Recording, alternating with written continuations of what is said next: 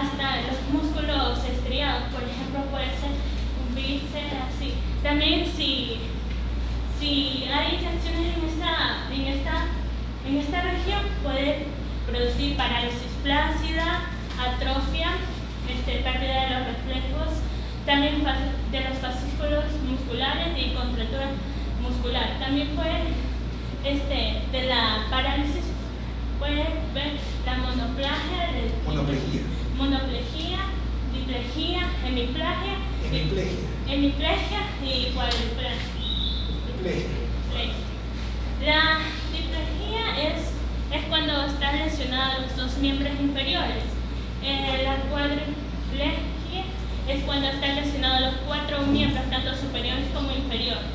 Y la monoplejía es cuando está lesionado un miembro, tanto puede ser superior o inferior. Puedes cambiar.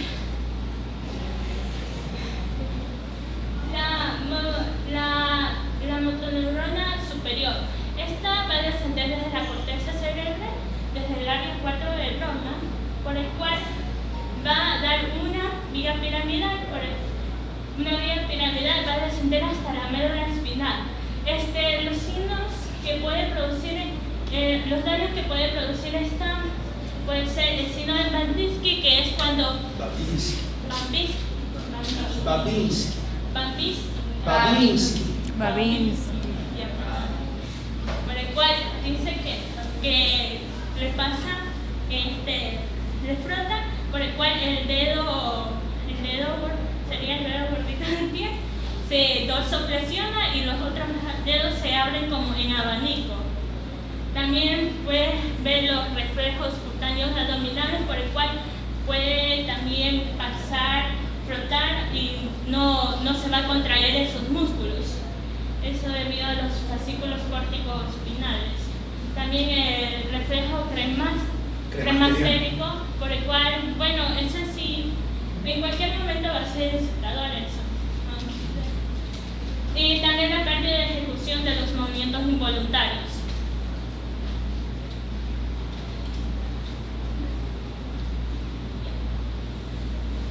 También es el shock medular. El shock medular es el shock medular. Y el choque espinal. El choque espinal, por el cual es el daño intenso y agudo, por el cual se puede ser producido por un arma cortopunzante o también por pérdida de sensibilidades. Se debe también, si el daño es a nivel más alto, sería pérdida del tono vasomotor.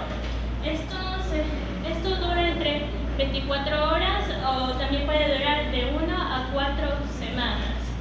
Y cuando recupera la sensibilidad de las neuronas motoras. También puede dar las siguientes signos, que son la hipotensión, la bradicardia y la vasodilatación periférica. Y esto ocurre a nivel de el dorsal 7, dorsal 6.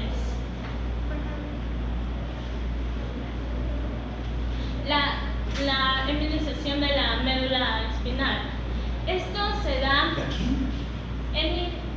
emisección de la médula sección de la médula espinal. Bueno, esto se da, es el daño también es un daño intenso y agudo, por el cual también puede ser producido por las armas cortopunzantes. También esto puede producir los siguientes signos, como son la lesión de la médula espinal en el 10º nivel dorsal derecho, puede producir.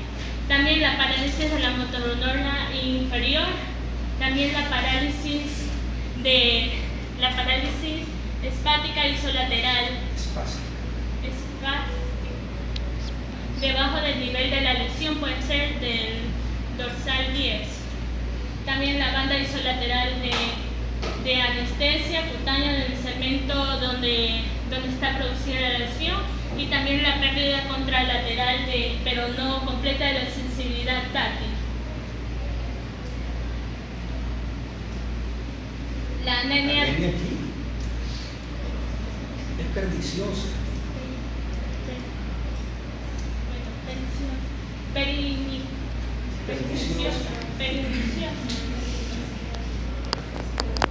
La anemia perniciosa es una forma de anemia megaloblástica, por el cual es el daño megaloblástica, por el cual porque es la deficiencia de la vitamina D, por el cual puede también producir, puede dañar la pérdida generalizada de la sensibilidad también puede dañar los nervios periféricos y las vías ascendentes y tanto descendentes.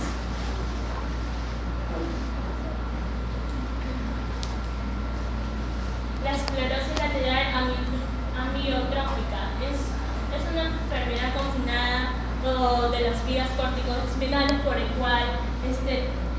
cual daña a los cordones grises anteriores. Esto puede heredar en un carácter familiar, que es el 10%, puede darse entre mediana edad, de 2 a 6 años puede ser mortal. También se produce los signos de la motoneurona inferior, que son parálisis, también atrofia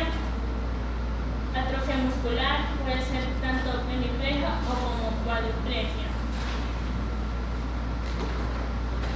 Es la silicomelia. Es cuando no se desarrolla el conducto epéndimo, por el cual puede dañar el tallo cerebral o la región cervical. Los siguientes signos son la debilidad deterioro de los musculares, la pérdida de los reflejos, también puede dar la pérdida de la sensibilidad y del dolor y de la temperatura, la esterilización. Otros signos también son como la rigidez de la espalda, los hombros, los brazos y la pierna. También puede dar el síndrome de Horner. La curvatura de la espina dorsal también es esclerosis. El tabes dorsal, también llamado sífilis, por el cual puede ser causado. La sífilis produce la tabes dorsal. Puede ser causado por la sífilis. Por el cual daña los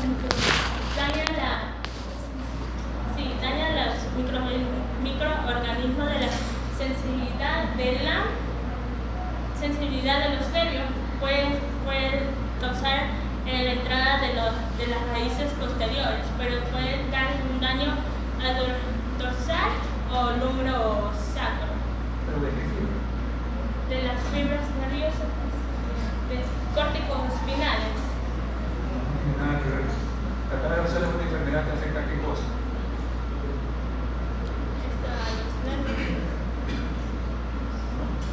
No es polineuropática.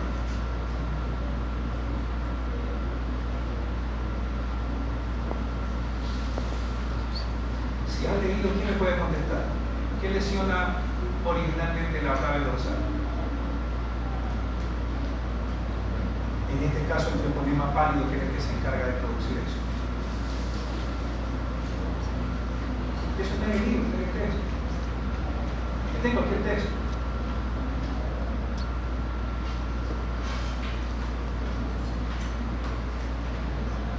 Existen dos formas, ahorita que estamos hablando ya de patología, existen dos formas en las que ustedes pueden tener una lesión o un paciente que se tiene de disminución o hipoalgesia propioceptiva consciente.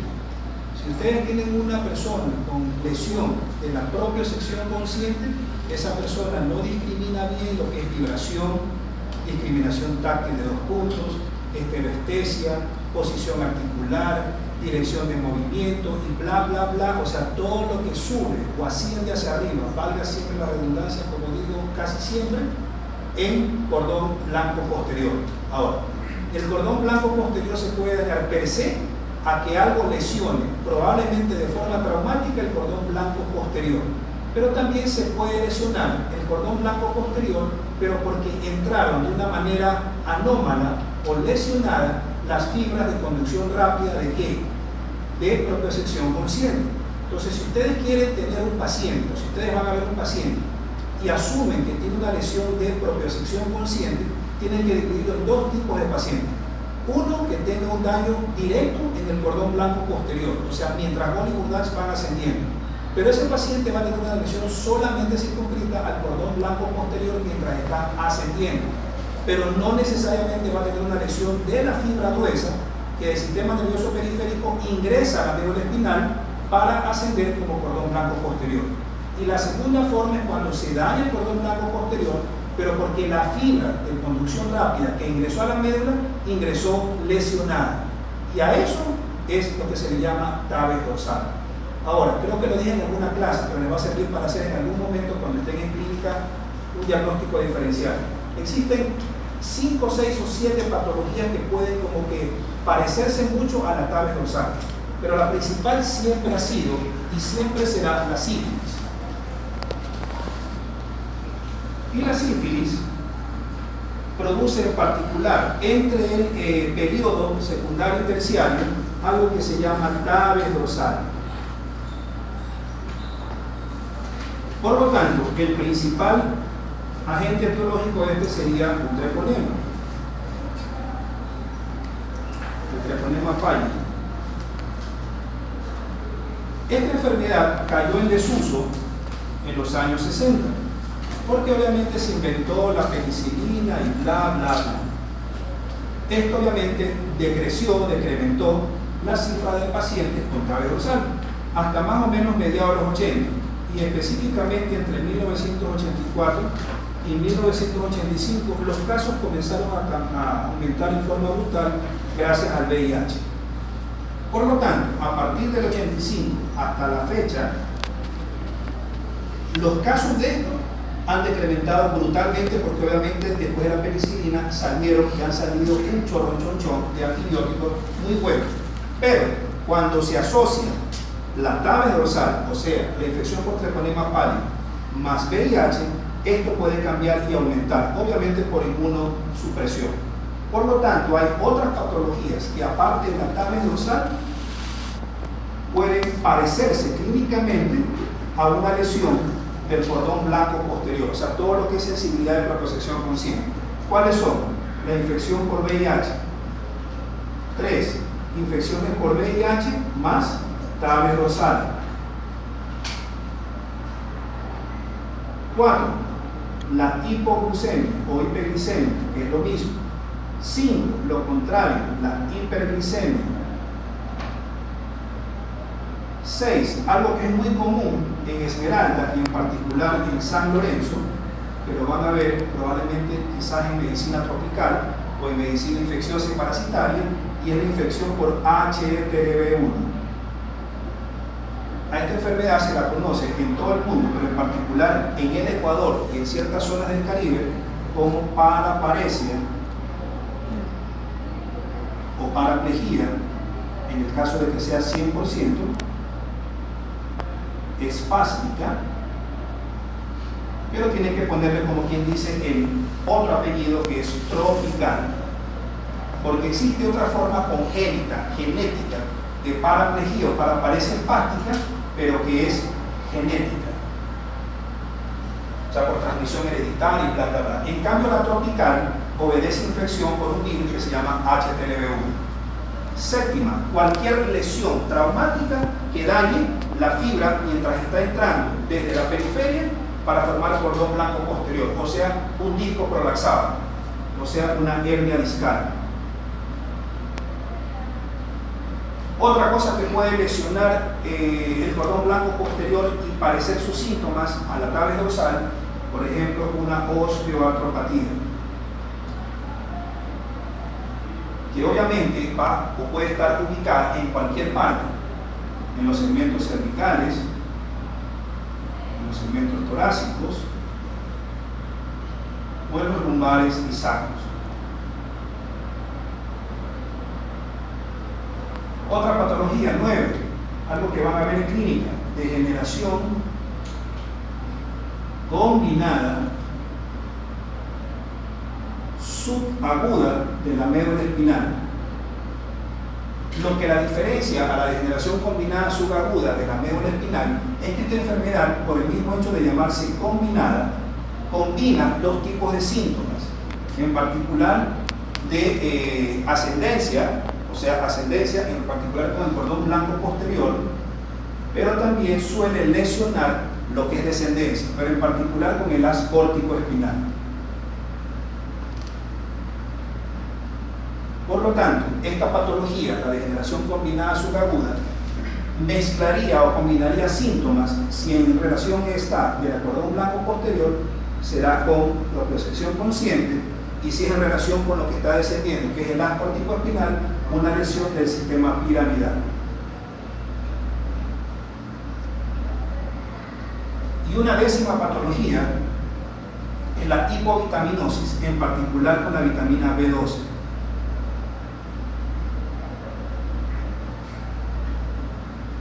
Todas estas patologías pueden más o menos ser muy parecidas en clínica a la tabes dorsal. ¿Qué sucede con la tabes dorsal? En pocas palabras, si la persona pierde la propiocepción consciente, ¿qué va a perder? Todo lo que es propiocepción consciente. O sea, va a perder 1, vibración. 2, ¿qué va a perder? Tacto epicrítico.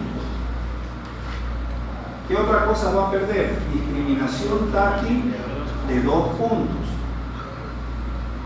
4, ¿qué va a perder? Estereoestesia. Y ya les dije que es la facilidad o la habilidad que tenemos, sin necesidad de estar viendo, si una persona nos grafica cualquier cosa en la espalda, o sea, por detrás. 5, posición articular. Nosotros no tenemos que estar viendo cómo están colocados, ya sea pasiva o activamente, cada una de nuestras articulaciones, porque solamente con los ojos cerrados yo puedo saber que tengo flexionado el antebrazo derecho sobre el brazo derecho, o tengo extendido el antebrazo sobre el brazo en el lado izquierdo. Eso se llama posición articular. Esa facilidad que tenemos para poder decidir qué está pasando con cada una de nuestras articulaciones, a eso se le llama posición articular, sin necesidad del estímulo visual. Y 6, dirección de movimiento.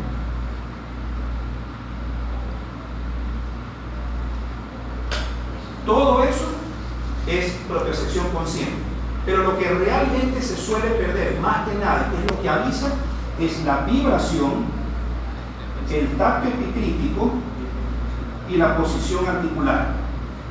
Son las 3 primeras que se suelen perder, y en particular la que más rápido se pierde y es fisiológico es básicamente la vibración, y esto se suele perder después de los 65 o 70 años. ¿Por qué razón? Porque precisamente en la planta de los pies se comienzan a perder la mayor cantidad de receptores de vibración. Por lo tanto, al perderse por parte fisiológica de la vejez, la persona comienza a disminuir su capacidad para poder sentir lo que es vibratorio en relación con la planta de los pies mientras está caminando. Y eso lo obliga a tener algo que se llama marcha tambaleante, erróneamente llamada marcha del ebrio. Creo que hay algunos docentes que siguen diciendo que la marcha del ebrio es idéntica o muy parecida a la marcha del tabético.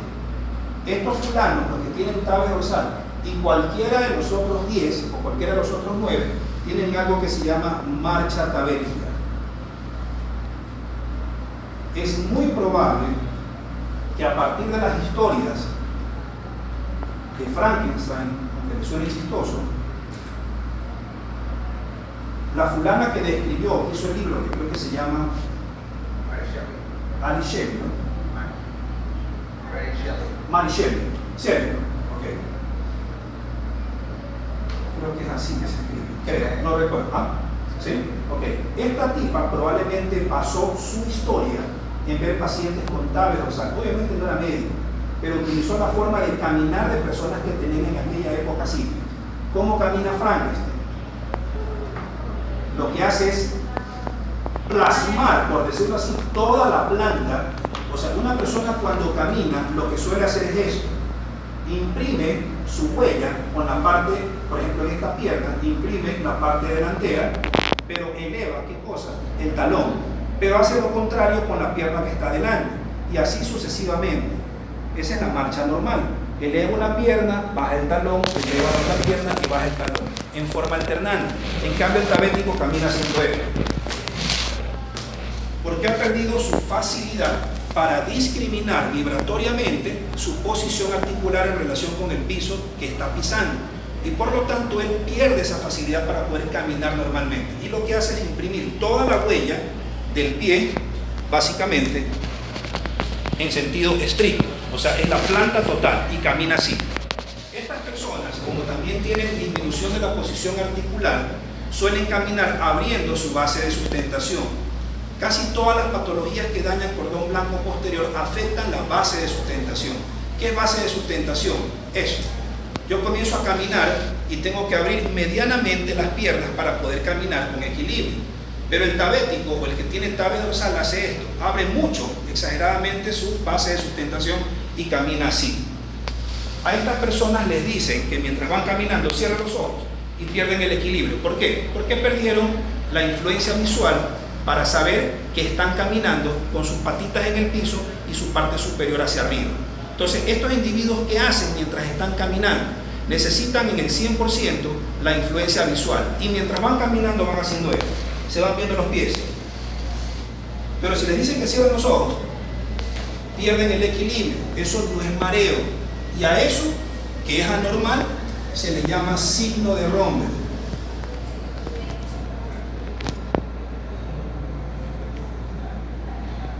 Una consideración: he visto que a casi todos los estudiantes de medicina le siguen diciendo que el signo de Romberg se ve en dos patologías: en la tabe dorsal, o sea, en la lesión del cordón blanco posterior y la fibra periférica que ingresó, pero que también se ve en el paciente cerebeloso. Es más, hay textos que lo siguen manteniendo. Esto, entre comillas, es erróneo a morir. El signo de Romberg solamente se ve en el paciente diabético. En el cerebeloso sí se suele ver un cierto titubeo, que se le llama por eso titubeo cerebeloso. El cerebeloso también camina aumentando o ampliando su base de sustentación. Incluso se mira los pies, pero no porque necesite la influencia visual, sino porque necesita la influencia del laberinto a través de los vestíbulos cerebelosos, que creo que ya lo vimos en la clase pasada. Entonces, estos individuos van caminando, abren la base de sustentación, y ustedes, pensando que es diabético, les dicen acertadamente: cierre los ojos. El fulano probablemente tambalee, pero no se cae, nunca se cae. El diabético siempre se cae. El hecho de que siempre se caiga hace que ese sea un signo de Romberg.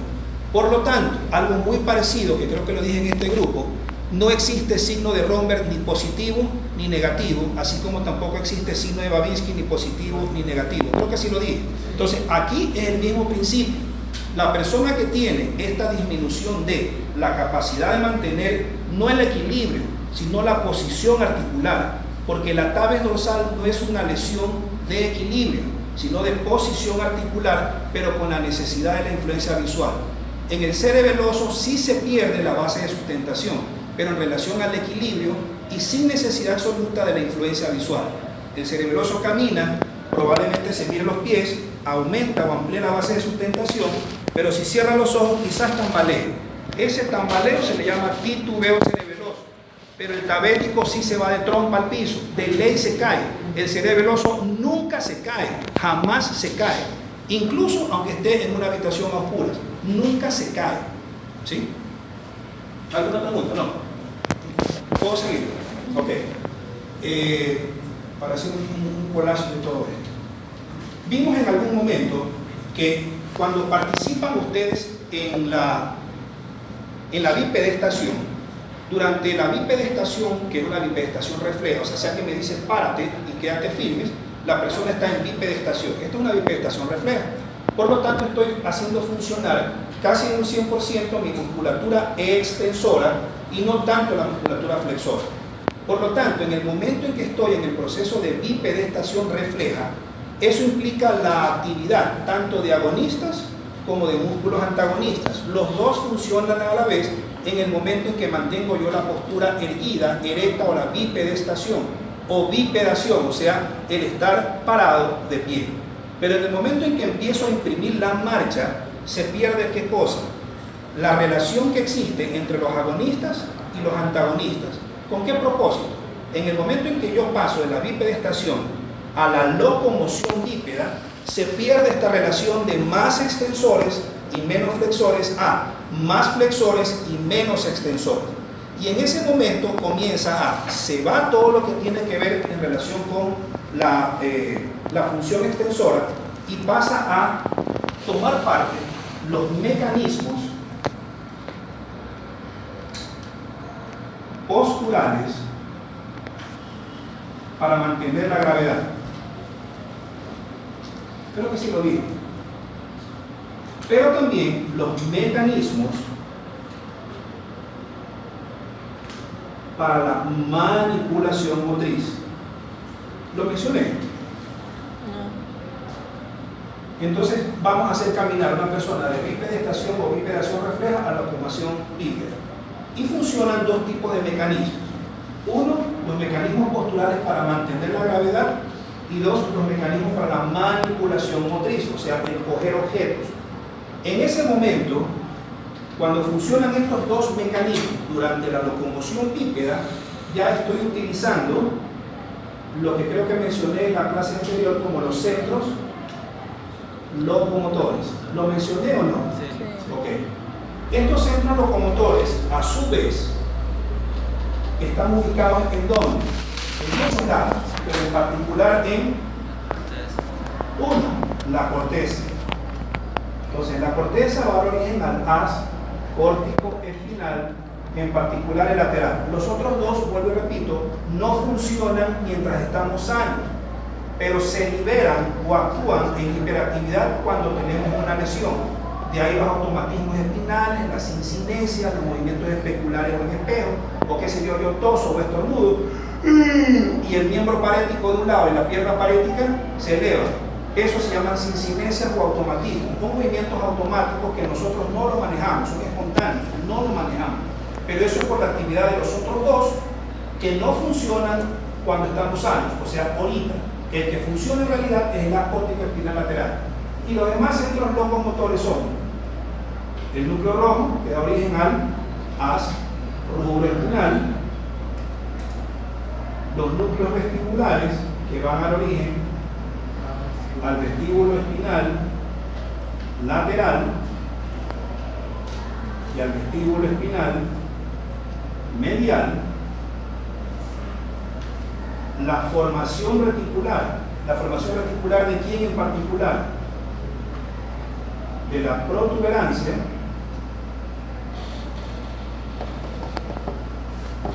y del bulbo.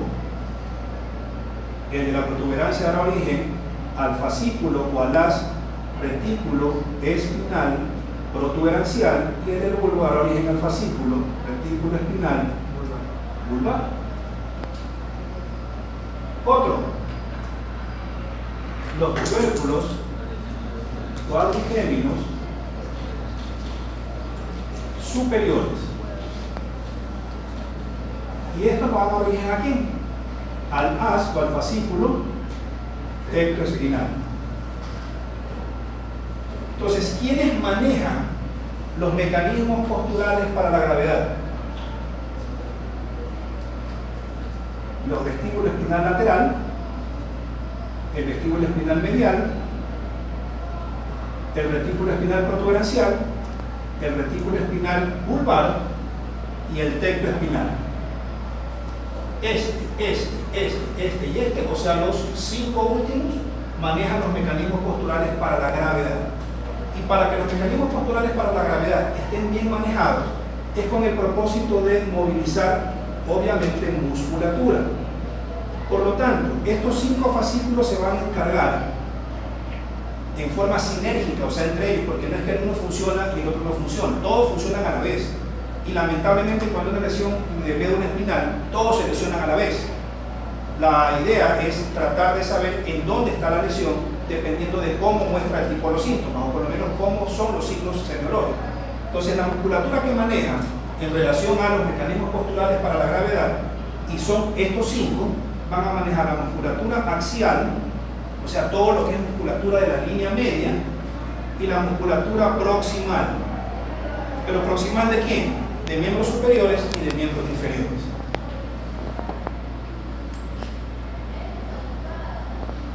En cambio, los mecanismos para la manipulación motriz están encargados por el córtico espinal y el rubro espinal. ¿Qué hace el córtico espinal? El córtico espinal inicia el movimiento.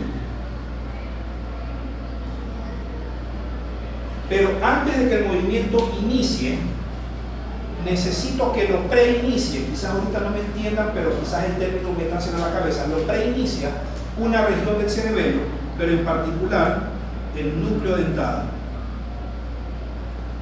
El núcleo dentado se puede decir que preinicia el inicio del movimiento. Por lo tanto, una lesión de cerebelo, en particular de sustancias blancas profundas, en particular del núcleo cerebeloso profundos y en particular del núcleo dentado o las conexiones al núcleo dentado, produce una pérdida en realidad del inicio original a través del sistema piramidal. Por lo tanto, el hecho de que se lesione el sistema piramidal va mucho más allá de solamente la lesión del sistema piramidal, porque ese sistema piramidal, para poder iniciar bien la marcha, necesita preinicialmente la inherencia o la función hacia ese sistema piramidal del núcleo dentado. ¿Qué hace el rubro espinal? Veámoslo de nuevo, para que todo lo